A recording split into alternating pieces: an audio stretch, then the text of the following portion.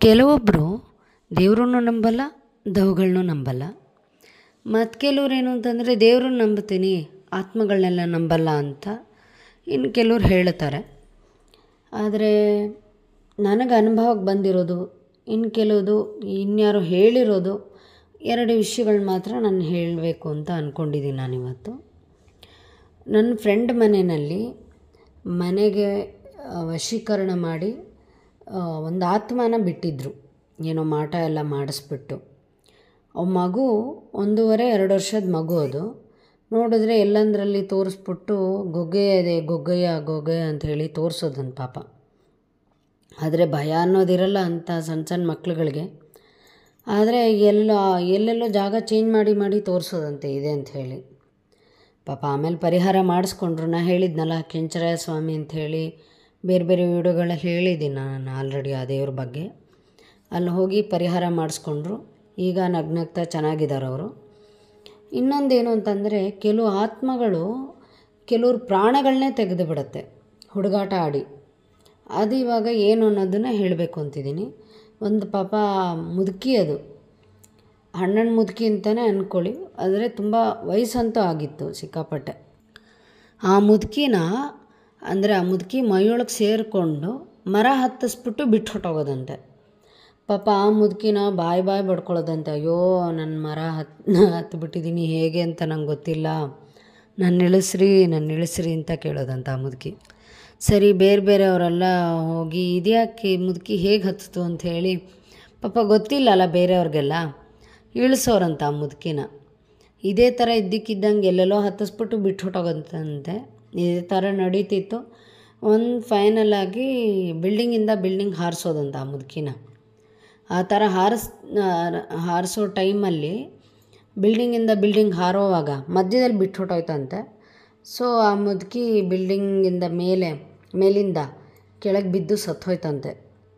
ಆ ಥರ ಹಾರೋ ಮಧ್ಯದಲ್ಲಿ ಬಿಟ್ಟು ಹೋದಾಗ ಬಿದ್ದು ಸತ್ತೋಯ್ತಂತೆ, ಕೆಳಗಡೆ ಬಿದ್ದು. ಹೀಗೆ ನೋಡಿ, ಆತ್ಮದಿಂದ ಕೂಡ ಪ್ರಾಬ್ಲಮ್ಸ್ ಇರುತ್ತೆ. ಯಾವುದಂದ್ರೆ ಮನೆಗೆ ಹೋಗಬಾರ್ದು. ಯಾಕೆ ಅಂತಂದರೆ ಆ ನೇಣು ಹಾಕ್ಕೊಂಡು ಸತ್ತು ಹೋಗಿರ್ತಾರೆ. ಆ ಆತ್ಮಗಳೆಲ್ಲ ನಮ್ಮ ಮೈಯೊಳಗೆ ಸೇರಿಕೊಂಡು ಯಾವ ಥರ ತೊಂದರೆ ಕೊಡುತ್ತೆ ಹೇಳೋಕ್ಕಾಗಲ್ಲ. ಆಮೇಲೆ ಏನಾಗ್ಬಿಡತ್ತೆ ಅಂದರೆ ಮನೆ ಬಿಟ್ಟು ಹೋಗೋಕ್ಕೂ ಬಿಡಲ್ಲ, ಸಾಯಿಸತ್ತೆ, ಇಲ್ಲಾಂದರೆ ಇನ್ನೇನಾದರೂ ಮಾಡತ್ತೆ, ಹುಚ್ಚನ್ನು ಮಾಡಿ ಬಿಟ್ಬಿಡುತ್ತೆ. ಹಾಗಾಗಿ ಮಾಡಿ ಹೋಗ್ರಿ. ಅಂದರೆ ಬಾಡಿಗೆ ಮನೆಗೆ ಹೋಗೋರು, ಇವ್ರಿಗೆಲ್ಲ ಯೂಸ್ ಆಗಬೇಕು ಅನ್ನೋ ಉದ್ದೇಶಕ್ಕೆ ನಾನು ಈ ವಿಡಿಯೋ ಮಾಡಿದ್ದೆ ಹೊರತಾಗಿ ಬೇರೆ ಇನ್ಯಾವುದೂ ಅಲ್ಲ. ಯಾಕೆಂದರೆ ತುಂಬ ಜನ ಒದ್ದಾಡಿದ್ದಾರೆ. ಇನ್ನೊಬ್ರು ಹಾಗೆ ಸೀರಿಯಲ್ ಆ್ಯಕ್ಟ್ರೆಸ್ ಕೂಡ ಹೇಳಿದರು ಇದೇ ಥರನೇ. ಅವ್ರ ಪಾಪ ಶೂಟಿಂಗೋಸ್ಕರ ಅಂಥೇಳಿ ಅಂದರೆ ಬಾಡಿಗೆ ಕೊಡೋಣ ಅಂಥೇಳಿ ಅವ್ರು ಬಾಡಿಗೆ ತೊಗೊಂಡಿದ್ರಂತೆ.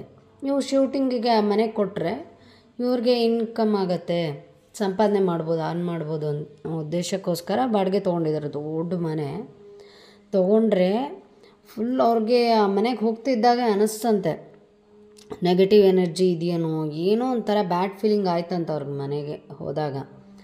ಆದರೂ ಏನೋ ಬಂಡ ಧೈರ್ಯದಿಂದ ಪಾಪ ತೊಗೊಂಡಿದ್ದಾರೆ.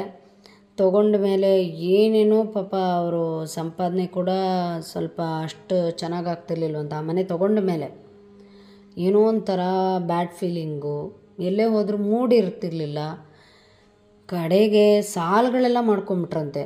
ಶೂಟಿಂಗ್ ಯಾರೂ ತೊಗೋತಿರ್ಲಿಲ್ಲ ಆ ಮನೇನ, ಆದರೆ ಬಾಡಿಗೆ ಮಾತ್ರ ಕಟ್ಟೋರಂತ ಆ ಮನೆಗೆ. ಕಡೆಗೆ ಆ ಮನೆ ಲೀಸ್ ತೊಗೊಂಡಿದ್ದನ್ನು ಅಗ್ರಿಮೆಂಟ್ ಏನಿತ್ತು ಅದಕ್ಕೆಲ್ಲ ಸೈನ್ ಮಾಡಿ ಏನು ಅಮೌಂಟ್ ಇತ್ತು ಕೊಟ್ಬಿಟ್ಟು ಫುಲ್ ಸೆಟ್ಲ್ಮೆಂಟ್ ಮಾಡಿಬಿಟ್ಟು ಕೈ ತೊಳ್ಕೊಂಬಿಟ್ವಿ ನಾವು.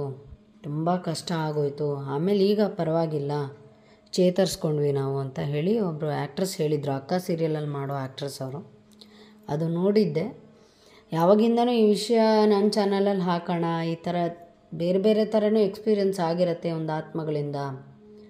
ಅವ್ರ ಆತ್ಮ ಅಂತ ಹೇಳಿಲ್ಲ, ಬಟ್ ನೆಗೆಟಿವ್ ಎನರ್ಜಿ ಅಂತ ಅವ್ರು ಹೇಳಿದ್ದು. ಅಕ್ಕ ಸೀರಿಯಲಲ್ಲಿ ಮಾಡೋರು, ಅವ್ರ ಹೆಸರು ನನಗೆ ಗೊತ್ತಿಲ್ಲ, ಮರ್ತೋಯ್ತು ಕೂಡ ನನಗೆ. ಹಾಗಾಗಿ ಅದನ್ನು ಹೇಳಿದೆ ಅಷ್ಟೇ.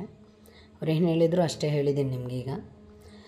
ಬಟ್ ಹೀಗೆ ಬೇರೆಯವ್ರಿಗೆ ಅಂದರೆ ಕೆಲವು ಆತ್ಮಗಳು ಒಳ್ಳೆಯದೂ ಇರುತ್ತೆ, ಕೆಟ್ಟದೂ ಇರುತ್ತೆ. ನಾನು ಹೇಳೋದಿಷ್ಟೇ, ಯಾವುದಂದ್ರೆ ಆ ಮನೆಗೆ ಬಾಡಿಗೆಗೆ ಹೋಗಬೇಡ್ರಿ. ಆದರೆ ದೇವ್ರ ಫೋಟೋಗಳು ಪಕ್ಕಾ ಇಟ್ಕೊಳ್ಳಿ. ಮನೆ ಒಳಗಡೆ ಇಟ್ಕೊಂಡು ನೀವು ಪೂಜೆ ಮಾಡ್ತಿರೋ ಬಿಡ್ತಿರೋ ಒಂದು ಹೂವು ಇಡಿ ದೇವ್ರಿಗೆ ಅಂಥೇಳಿ. ಕೆಲವರು ರುದ್ರದೇವ್ರನ್ನ ಅಂದರೆ ಶಿವನ ಪೂಜೆ ಮಾಡ್ತೀರಾ. ಆದರೆ ನಂಗೆ ತಿಳಿದಿರೋ ಪ್ರಕಾರ ಆದರೆ ತುಂಬ ಜನ ರಾಯರನ್ನು ನಂಬ್ತಾರೆ. ರಾಯರ ಫೋಟೋನೇ ಇಟ್ಕೊಳ್ಳಿ, ಯಾವುದೇ ಸಂಕಷ್ಟ ಬರಲಿ ನಿವಾರಣೆ ಆಗತ್ತೆ ನಿಮಗೆ. ಇಷ್ಟೇ ಹೇಳಬೇಕು ಅಂದ್ಕೊಂಡಿದ್ದು. ಏನು ಅನ್ನಿಸ್ತು ಅನ್ನೋದನ್ನು ಕಮೆಂಟ್ ಸೆಕ್ಷನಲ್ಲಿ ತಿಳಿಸಿ. ಹಾಗೆ ಸಬ್ಸ್ಕ್ರೈಬ್ ಮಾಡಿ, ಶೇರ್ ಮಾಡಿ, ಇಷ್ಟ ಆದರೆ ಒಂದು ಲೈಕ್ ಕೊಡಿ.